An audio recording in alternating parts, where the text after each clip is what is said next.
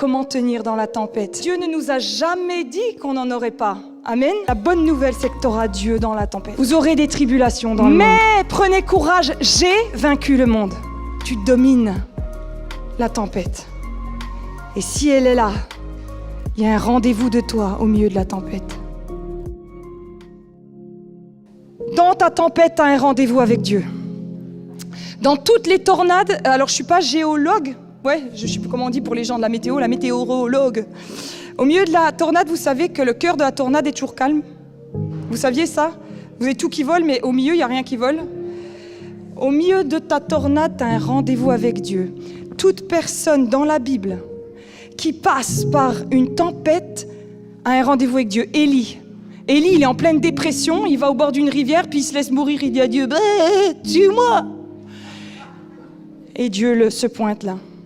Jonas, Dieu le retrouve dans le ventre du poisson. Dans le désert, vous avez Moïse, vous savez, le fuyard. Il se casse, le mec, il vient de tuer quelqu'un. Il se casse. Dieu le retrouve, lui parle. Dans ta tempête, tu as un rendez-vous avec Dieu. Je te promets qu'il est impossible en tant que chrétien que tu vives ce que tu vis comme ça parce que t'es qu'un paumé et un maudit à qui il arrive que des merdes. C'est pas vrai. Si tu es chrétien, celui qui veille sur Israël, c'est Dieu. Celui qui veille sur toi, qu'à son regard, c'est Dieu.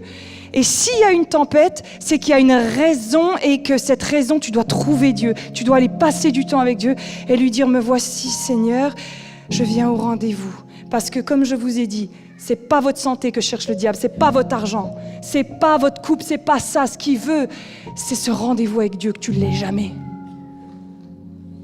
Et il va te décourager de Dieu en disant, t'as vu ce qu'il te fait faire, t'as vu machin. Vous savez qu'il y a des gens qui vivent pire que vous et qui s'en sortent. Pourquoi? Ils ont été chercher Dieu. Ils ont vécu pire. Toi, tu touches le chômage, mais je peux te dire qu'il y en a qui ne mangent pas. Toi, ton conjoint, il te saoule, je peux te dire qu'il y en a d'autres, il les tabasse. Qu'est-ce qui fait qu'il y en a d'autres qui ont eu des tornades beaucoup plus dévastatrices, qui s'en sont sortis? Ils ont été chercher Dieu. Et ils ont trouvé la réponse, alors que nous, on est encore dans notre tempête. Vous savez qu'Israël, ils ont fait 40 ans dans le désert. Dans la Bible, il est marqué que le chemin de l'Égypte jusqu'à Canaan, en 12 jours à pied, ils pouvaient le faire. 12 jours. Et ça met 40 ans. Pourquoi? Au lieu d'aller à Dieu, de faire ce que Dieu veut. Et pourquoi on n'a pas des concombres et des oignons? Et pourquoi on a de la manne? Et pourquoi nanana? Et si on enlevait Moïse comme responsable? Et si on faisait un veau d'or? Et si? Et si? Ils avaient qu'à suivre la colonne de feu et fermer leur bouche. Dans ta tempête, ferme ta bouche. C'est à cause de mon père, c'est à cause de mon frère, c'est à cause de l'église, c'est parce qu'on m'a pas dit bonjour. Tu sais quoi? Tais-toi et dis à Dieu, Seigneur, quand j'arriverai devant toi un jour, tu vas pas me dire « Alors, qu'est-ce qui t'a fait, Claude ?» Il va te dire « Qu'est-ce que tu as fait de ta vie ?» Et tu pourras dire « Seigneur, j'ai pardonné à Claude. Seigneur, j'ai aimé. » Les tempêtes que tu vis, elles se résoudront avec le temps que tu passeras avec Dieu. Je le répète, les tempêtes de ta vie vont se résoudre avec les temps que tu passeras avec Dieu. Les vrais temps, hein. Pas ceux où tu lis le verset sur le calendrier. Hein. Pas ceux-là. Pas ceux où tu te dis « Je suis un chrétien, je lis un chapitre de la Bible par jour. » Pas celui où tu mets la louange à fond dans ta voiture et tu te dis « Abba Père !» Pas ça. Pas celui-là. Le temps où tu arrives devant Dieu et que tu te dis, voilà, vas-y, va jusqu'au bout. Décape-moi. Il y a un rendez-vous de la part de Dieu pour toi au milieu de la tempête. Dieu rencontre les personnages de la Bible et les transforme parce qu'à chaque fois, pour ensuite leur donner une promotion encore plus grande. Vous avez vu qu'à chaque fois dans la Bible, où les personnages de la Bible, ils rencontrent Dieu, qu'est-ce qui se passe? Elle est trop belle la fin. Jonas, il finit par libérer tout Ninive. Le fuyard, là, le petit Moïse, il est marqué qu'il était bègue. Vous avez déjà lu la Bible? Il est bègue. Il ne sait pas parler. Et Dieu lui dit, va voir le plus grand souverain actuel de la terre, qui s'appelle Pharaon. C'est comme si vous deviez aller voir Trump, j'en sais rien, moi. Biden, j'en sais rien, moi. Va le voir et dis-lui, alors maintenant, tous les esclaves qui font ta richesse, qui ont construit toutes les pyramides et tout, alors on s'en va. Et en plus, il est bègue. Et Dieu fait de lui le plus grand libérateur de tous les temps. Dieu, dans ta tempête, il va te rencontrer. Et le but, tu sais quoi, le but de Dieu, c'est pas d'arrêter ta tempête, c'est pas de te donner tes papiers, c'est pas de te donner de l'argent, c'est pas de te donner un mari. C'est encore plus grand que ça. Le plan de Dieu, la tempête, c'est rien. Jésus, dans la barque, il a dit à la tempête, mais tais-toi. Puis elle s'est tue. Vous voyez? Et moi, j'ai appris quelque chose dans ma vie, c'est que quand il y a une tempête, je ne demande pas à Dieu, oh Seigneur, s'il te plaît, arrête ce problème. Je vais plus profond en Dieu et je dis à Dieu, c'est quoi ton plan en fait? Moïse, la maman, pour pas que son fils se fasse tuer, mettez-vous à la place de la maman de Jochebed, les mamans. Elle le met dans un panier et mettez-le le canal là de Belfort. Dans la savoureuse, allez hop. En espérant que... Imaginez une maman presque en train de tuer son propre enfant pour qu'en fait les soldats le tuent pas. Enfin, en tous les cas, elle se dit, en fait, ce sera pas de ma main, on verra ce qui se passe. Elle essaye de faire un truc en tous les cas. Il devient l'un des plus grands sauveurs que ce monde ait connu. Ta tempête, je pense que Jochebed, ce qui a dû se passer dans sa tête, c'est se dire, là, Seigneur, la tempête, là où on veut tuer mon bébé, en fait, tu es en train d'en faire un leader mondial. Ta tempête, Dieu a un plan tellement grand pour toi, si tu savais. Et la seule façon, c'est que le diable, il envoie cette tempête pour embrouiller et tout, et toi de dire, je rentre pas dans tes embrouilles, Satan. Je me mets devant Dieu et j'écoute Dieu. Et là, Satan, il braille, hein. T'as plus de boulot, ta femme, elle te regarde plus et tout ça, tu dis, ta gueule, tais-toi, j'écoute Dieu. J'écoute Dieu, t'as raison, tous m'abandonnent. Paul met dans sa parole, tous m'ont abandonné. Pauvre gars, quoi. Tous. Vous imaginez vous faire abandonner par tout le monde? Tout le monde. Et il va chercher Dieu. Amen. Il va chercher Dieu. Et donc, dans ton rendez-vous, Dieu t'attend. Et je peux vous dire que votre tempête, tant que tu ne vas pas chercher Dieu, elle va durer. Et il y a des gens qui se demandent des fois pourquoi ça fait des années et des années. Et moi, je finis toujours par leur dire, est-ce que tu as cherché Dieu? Oh ben j'ai prié, j'ai dit à Dieu, arrête la tempête au nom de Jésus. C'est pas ça, chercher Dieu. C'est pas ça. Est-ce qu'il y en a qui me suivent entre dire, arrête-toi tempête au nom de Jésus et chercher Dieu? Est-ce que vous me suivez? Est-ce que vous voyez de quoi je parle? De la profondeur, de ce que Dieu fait, amen, dans nos vies. Dans ton rendez-vous, Dieu ne cherche pas des gens doués, vous savez, il cherche des cœurs brisés, hein. Dieu ne cherche pas une fille qui chante super bien pour être à la louange. Céline Dion, elle pourrait venir. Hein. Elle chante 10 fois mieux 1000 fois mieux que moi. Dieu ne cherche pas des gens doués. Dieu, il cherche des gens brisés. Et c'est pour ça que tous les gens dans la Bible, ils passent par le brisement. Tu sais que tant que tu ne passes pas par le brisement, tu vas encore dire des bêtises, tu vas encore blesser ta femme, tu vas encore mentir. Et ta vie, elle va porter aucun fruit. Laisse-toi briser par Dieu, enlève ton orgueil, enlève ton mensonge, enlève, Seigneur, enlève de ma vie. Moi, avant d'être passé par là, j'étais quelqu'un qui exagérait beaucoup. La Bible, elle dit que ton oui soit oui, que ton non soit non. Tout ce qui est rajouté vient du malin. C'est-à-dire que dans ma bouche, je parlais le diable. On va faire simple, par exemple. D'accord? J'étais aussi quelqu'un qui aimait bien tout savoir. Voilà. Et pour tout savoir, faut développer des petites techniques de recherche. Voilà. Mais c'est malsain, ça. Et moi, je pensais que je venais d'une famille chrétienne et tout ça, que j'avais pas fait des gros péchés, moi. J'étais une gentille fille quand même. Mais Dieu, vous savez, on le prend pas pour un imbécile. Si dans ma tête, j'avais de l'orgueil et tout, vous voyez ce que je veux dire? Je pensais pas que j'en avais. Il a fallu une tempête pour me dire, alors Joe, alors on tient là toute seule, il n'y a plus papa, il n'y a plus maman, il n'y a plus rien. On tient? Et je me suis rendu compte que c'est Dieu qui devait me tenir. Amen. Ton combat a pour but de te changer pour que tu puisses changer le monde. Amen. Ton combat, il va te changer. Et quand tu seras changé, tu vas faire des choses incroyables. Dis à ton voisin, je vais me laisser briser parce que ça vaut le coup. Ne dites pas, je vais te briser le cou. C'est pas ça que j'ai dit. Laisse-toi briser, ça vaut le coup. Je vais me laisser briser par Dieu, ça vaut le coup. Ça vaut le coup. Amen. Et puis pour ressusciter, il faut mourir. Pour ressusciter, il faut mourir. Tant que tu n'es pas passé par là, il y a quelque chose... Alors, votre bateau, c'est la tempête. Je vous ai dit que j'allais vous donner les tuyaux pour... d'accord, pour passer dans la tempête. Votre bateau, il est dans la tempête, il se prend des vagues, il se prend de l'eau dedans. Il faut ouvrir des pompes qui font que l'eau sorte du bateau. Parce que vous savez, ce qui fait couler un bateau, c'est pas l'eau qui est autour, c'est pas la tempête qui est autour de toi, c'est quand la tempête, elle rentre en toi.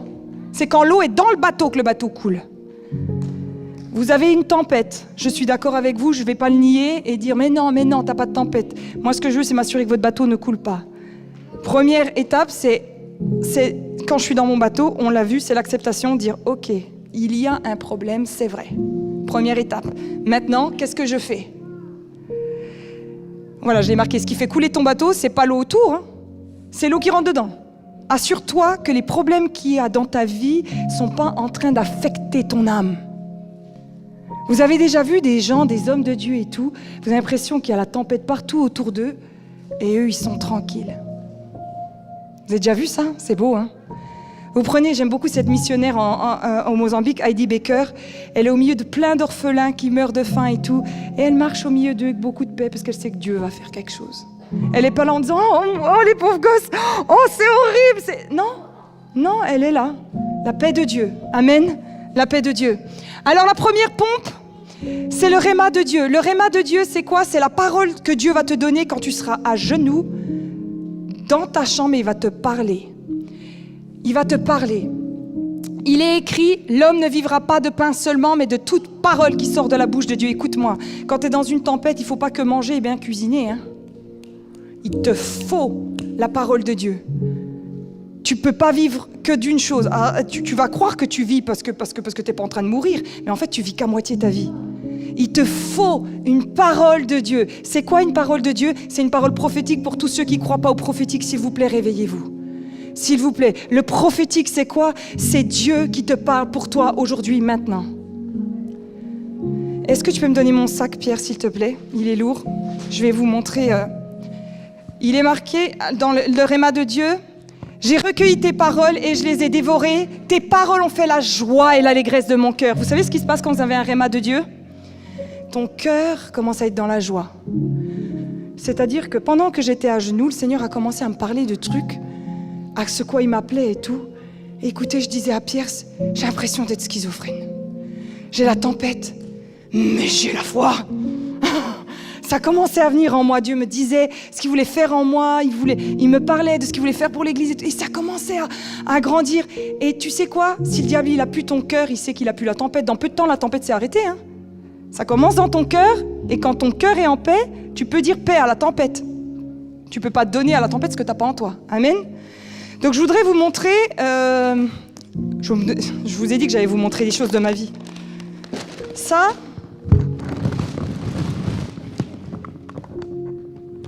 c'est tous les temps que j'ai passés avec Dieu. Des pages et des pages où j'étais avec Dieu et j'écrivais ce qu'il me disait. Voilà. Ma tempête, pendant ce temps-là, ils sont là. Vous savez, c'est des petits carnets de notes que vous achetez à Auchan, ou je ne sais pas où vous voulez. Ah, il y a beaucoup de roses. Ça, je l'aimais bien. Il est mignon, lui. Alors lui, par contre, dedans, je vais vous dire, je l'ouvre, il y a marqué « J'en ai marre, ô Dieu ». Voilà. Ils sont tous là. The Jesus Plan, je l'ai appelé celui-là, le plan de Jésus. Parce que je me suis dit, la tempête, tu dois bien vouloir faire quelque chose dans tout ça. Et voilà. Et ce que je voudrais vous dire, c'est que quand vous allez être à genoux devant Dieu, il va vous parler.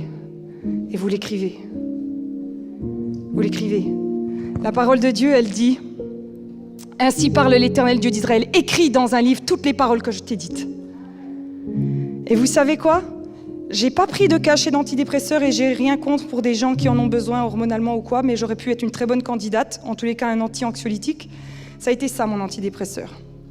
Chaque fois que le diable me disait « Eh ben dis donc, on veut servir Dieu, puis on n'arrive même pas à penser droit. » Eh ben alors Johanna, je priais pour un malade et j'entendais derrière, et ta mère est en train de crever.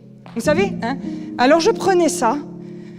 Oui, mais hier soir, il m'a dit que... Et puis, j'ai pris certains versets que Dieu me donnait, vous pouvez demander à mon mari, puis j'ai mis des post-it dans mon appart pour que mon œil le voie. Que mon œil, vous voyez ce que j'ai dit, j'ai nourri, parce que je ne pouvais pas vivre que de pain, je devais vivre de la parole, il fallait que je mange quelque chose. Si tu n'as pas de réma, tu vas tourner en rond. Et ta tempête, elle va faire comme ça. Il te faut un réma où c'est plus la tempête qui dirige ta vie, c'est toi qui commences à dire « Ok, là, Dieu me demande d'appeler telle personne, demander pardon, je le fais. Là, Dieu me demande de commencer à donner ma dîme, je le fais. Là, Dieu commence à me dire de ne plus exagérer, je le fais. » Et puis, petit à petit, la tempête, elle a commencé à se calmer. Amen. Amen, tu as besoin. Alors, voilà, alors, d'écrire, ça te permet de graver les choses, ça te permet de les relire, et c'est une épée que tu peux ressortir. La Bible, qu'est-ce qu'elle dit, la Bible? La parole de Dieu est une épée. Vous avez déjà vu comment ça s'appelle, le soldat chrétien dans Éphésiens 6, casque du salut, machin. Quand tu es en guerre dans ta tempête, sors ton épée. Ton épée, c'est les rémas de Dieu. Et puis, qu'est-ce que je faisais? Je les lisais. Voilà, je les lisais.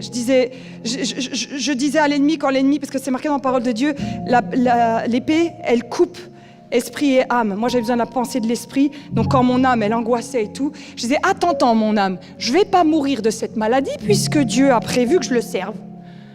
Donc, normalement, je devrais guérir. Amen. Ok.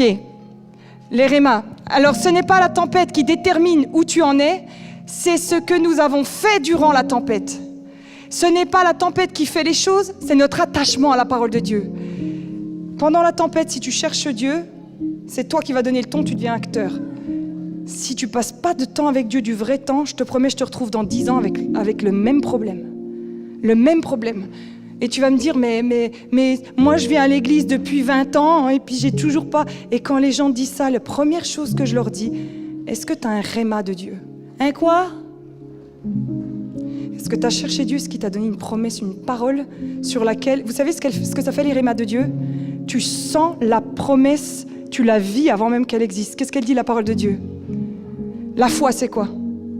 L'espérance des choses, on les a en nous et on les sent. C'est-à-dire que moi, j'avais la joie que je guérirais. Et j'ai commencé à vivre comme une guérie. Amen? Comme une guérie, parce que j'avais la promesse de Dieu.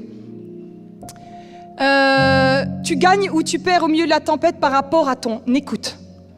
Si tu as un réma de Dieu, le réma, c'est un peu ton, comment on appelle ça, le gouvernail? Ou dans la tempête, parce que dans la tempête, tu ne sais pas où aller. Hein. Vous avez déjà été dans une tempête dans un bateau? Tu ne vois pas à 1 mètre devant toi. Donc laisse tomber. Si tu as un cancer, tu ne sais pas si tu vas guérir ou pas, tu n'en sais rien. Si ton mari il est en train de te tromper ou quoi, tu ne sais pas s'il va revenir ou tu ne sais rien. Tout ce que tu peux avoir, c'est la parole de Dieu. Et il faut la chercher. Le commandement que je t'adresse, Timothée, mon enfant, selon les prophéties faites précédemment à ton sujet, c'est que d'après elles, tu combattes le bon combat. Il dit, Timothée, prends les prophéties que tu as reçues et combats avec. Quand le diable il va te dire que ton couple il bat de l'aile, prends les prophéties qui t'ont été données à ton mariage et brandis-les. On était faits pour être mariés ensemble, non de non. Et puis quand ta fille, elle est ado, elle fait une crise d'ado ou quoi, comme tu as cherché Dieu et que Dieu il t'a dit tous tes enfants serviront l'Éternel, tu prends la parole et tu dis tais-toi. Et quand tu le fais spirituellement, je peux vous dire que ça s'active. Amen, ça s'active. Ne dis pas que Dieu ne te parle pas quand ta Bible elle est fermée. Me dis pas j'ai pas de réma, passe du temps avec Dieu. Amen, amen. Je vais aller plus vite, je vais terminer. Alors la louange, quand tu seras dans la tempête, la louange c'est pas de la musique, c'est la présence de Dieu. Je peux vous dire une chose, c'est que pendant ces moments-là, donc vous savez, la nuit, c'est là où c'est compliqué, hein, les angoisses se multiplient, votre cerveau va à 100 000. Je mettais la louange à mon pauvre mari, hein, comme une berceuse, hein, Pierre, hein, je mettais la louange et je m'endormais avec. Je disais, Seigneur, fais que ta présence fasse. Mettez de la louange dans votre maison quand la journée, vous savez, on m'appelait, on me redisait « Ah, les marqueurs de votre mère, ils sont remontés. Là, machin est réhospitalisé, machin, mon enfant n'arrive pas à manger, bidule. » Je mettais la louange. Écoute, la louange le dimanche matin, vous avez senti la présence de Dieu ce matin? C'est ça. C'est ça la louange. La louange, quand tu seras dans la tempête, ce sera... Moi, je l'ai vécu comme un... Comment vous appelez ça quand vous avez quand vous êtes piqué avec une Et puis, une perfusion. La louange, c'est une perfusion. Ça te maintient. Ça te maintient. Mets de la louange. Et puis, comme je ne savais plus quoi dire à Dieu, il savait. Hein. Je lui dis, je suis malade, je ne suis pas bien. Donc, et là, j'ai plus de mots. Mets de la louange. Et ça faisait des vagues sur mon âme et ça me calmait. Ça me calmait. La louange est une force spirituelle. Pourquoi es-tu abattu, mon âme, et pourquoi gémir-tu? Espère en Dieu, car je le louerai encore. Et ça a été un verset pour moi. Hein. J'arrivais devant Dieu, je dis, j'ai pas envie de chanter, j'ai pas envie, franchement. Alors je mettais la louange, je dis, voilà. Et ça faisait du bien. Amen. Amen. Exhortez-vous les uns les autres. Exhortez-vous. Et quand tu exhortes, c'est relevez-vous. Relevez-vous les uns les autres par des psaumes, des hymnes, des cantiques spirituels chantant à Dieu. Si tu veux être exhorté, si tu veux remonter, de la louange. De la louange, je te promets, peu importe ta tempête, hein, c'est la crise, tout ce que tu veux, mets-toi des petits temps de louange de temps en temps. Amen. Et pour finir, donc on sait, le réma de Dieu, il te faut cette parole. Mets un peu de louange et je finirai par le parler en langue. Pourquoi le parler en langue? Je vais vous expliquer. Parce que notre combat, il est spirituel. Et à un combat spirituel, il faut une réponse spirituelle. Là, la Bible, elle nous dit, on ne se bat pas contre la chair et le sang. L'ennemi, il envoie les tempêtes. Il envoie les choses. Et toi, tu dois te tenir face à lui et lui répondre. Sauf que les tempêtes, des fois, on ne sait plus comment prier. On ne sait pas pourquoi les choses arrivent. On ne comprend pas. Alors prie en langue. Des fois, notre cerveau, il est au taquet, il faut l'arrêter, il faut se mettre à prier en langue. Et la Bible, elle le dit. Ah oui, voilà, je l'ai marqué. Notre cerveau ne sait pas tout, mais l'esprit, lui, sait. Celui qui parle en langue, il s'édifie lui-même. Ton âme, elle est en bas. Quand tu shorabaki ababa sondododo yosoi, ça remonte en toi. Pas vrai? Ceux qui parlent en langue, ça édifie. Et moi, j'ai remarqué, je ne sais pas si ça vous le fait, quand je suis dans une situation un peu compliquée, je me retrouve, c'est comme un réflexe à prier en langue et je me dis, tiens, c'est comme si l'esprit, il dit, allez, go, go, go, go, go, go, on remonte là. Vous avez déjà vu le truc qui va tomber, ouais, on remonte. Un bon coup de parler en langue. Et puis, personne ne le comprend et c'est en esprit qui dit des mystères, c'est-à-dire qu'il y a beaucoup de tornades dans ta vie, tu ne comprends pas, alors prie en langue. Prie en langue, tu ne te tromperas jamais. Amen. Donc voilà les 3 clés qui m'ont sauvée. J'ai été chez moi, j'ai dit à Dieu, t'as raison, je suis une pourrie. Change-moi, utilise, fais ce que tu veux, brise-moi, fais ce que tu veux. J'ai écouté. Quand j'ai écouté, j'ai utilisé ce qu'il m'a dit et ça m'a fortifié l'intérieur et ça m'a amené beaucoup plus haut que ma tempête même. J'ai loué et quand je ne pouvais pas louer, alors je mettais la louange et j'ai prié en langue. Et la tempête s'est arrêtée. Amen. J'ai été guérie, j'ai été délivrée. Dieu m'a visitée après le départ de ma maman où j'ai été consolée bien. D'ailleurs, j'étais un petit peu mal. Des fois, des gens étaient plus mal que moi du départ de ma maman. Ça met un peu mal à l'aise après parce que, voilà. Ça ne veut pas dire que je suis contente. Je vous dis juste que le Saint-Esprit m'a consolée. Il se fait appeler le consolateur. Amen. Et pour terminer, le Seigneur m'a dit, donne aux gens qui passent par une tempête le psaume 18. Donc je vous le donne comme ça. Psaume 18, j'ai été réveillée pendant la nuit. C'est comme si le Seigneur vous disait, là ce que Johanna elle vous dit, d'aller au pied de Jésus et de chercher Jésus. Je vous donne le psaume et vous voyez avec Dieu maintenant. Amen. Amen. Voilà, le réma de Dieu, la louange, le parler en langue. Le démon me murmura, tu ne pourras pas supporter la tempête. Et le guerrier lui répondit, je suis la tempête. Amen. Amen. Seigneur Jésus, est-ce que le groupe de louange peut revenir? Et achetez-vous un cahier, notez ce que Dieu dit de vous. Mettez-le sur votre cœur, nourrissez votre cœur de ça. Et vous verrez que c'est comme ça que vous arrêterez la tempête. Seigneur Jésus, je veux te remettre toutes les personnes Seigneur de l'Église qui passent par une tempête. Je veux te remercier, Seigneur Jésus, parce que tu domines la tempête. Et si elle est là, il y a un rendez-vous de toi au milieu de la tempête. Je te prie, Seigneur, qu'au lieu qu'on se révolte et qu'on se batte et qu'on dise « mais pourquoi je vis ça ?» Qu'on plie genoux et qu'on dit « est-ce que tu n'as pas un plan encore plus grand que ça, Seigneur ?»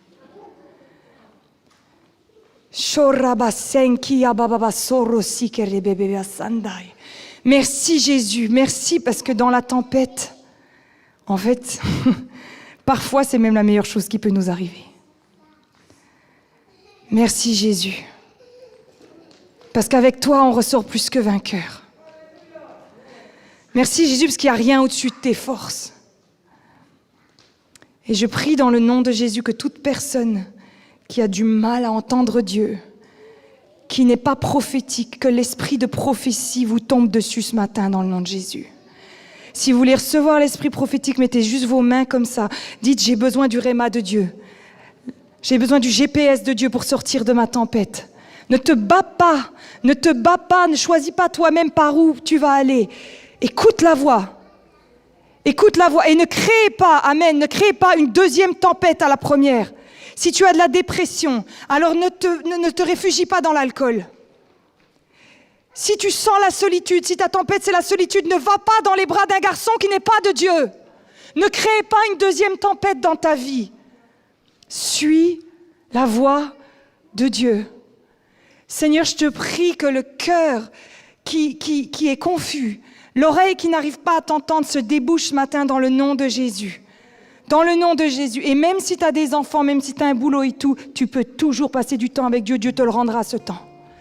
Dieu te le rendra. Il va te rendre les années pour tes enfants. Si tu pries maintenant, tu vas gagner 10 ans. Tu vas me dire, oui, mais ils sont petits, il faut les surveiller tout le temps. Arrête. Non. Moi, dans ces cas-là, j'y allais jusqu'à 3 heures du matin. Et je dormais bien après, je récupérais et tout allait bien. Seigneur Jésus, rends-nous prophétiques, on doit entendre ta voix.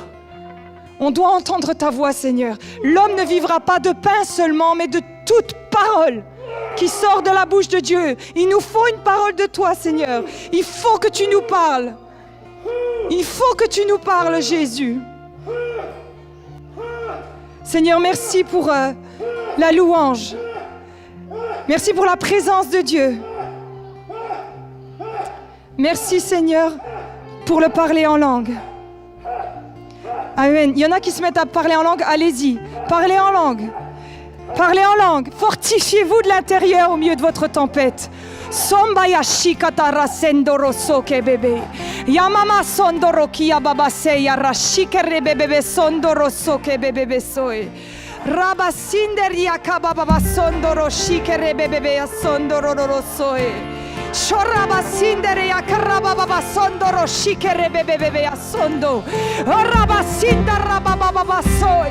Dieu est après ton cœur. C'est après ton cœur que Dieu est. C'est après ton cœur. Dieu cherche des cœurs. Shamarasi kerebe soyo soy. Shoya baba sanda ya baba soy. Shora baba si bébé. Continuez à prier en langue. Continuez, ne laisse pas la tempête t'embarquer. Chante en langue. C'est un don de l'esprit. Shikara baba soyo shoyo soy. Jesus, tu sortiras de cette tempête accroché à Jésus. Il y en a qui sont baptisés dans le Saint-Esprit. Laissez votre chant sortir. Si vous êtes baptisés dans le Saint-Esprit, allez-y. Chantez en langue. Chantez en langue.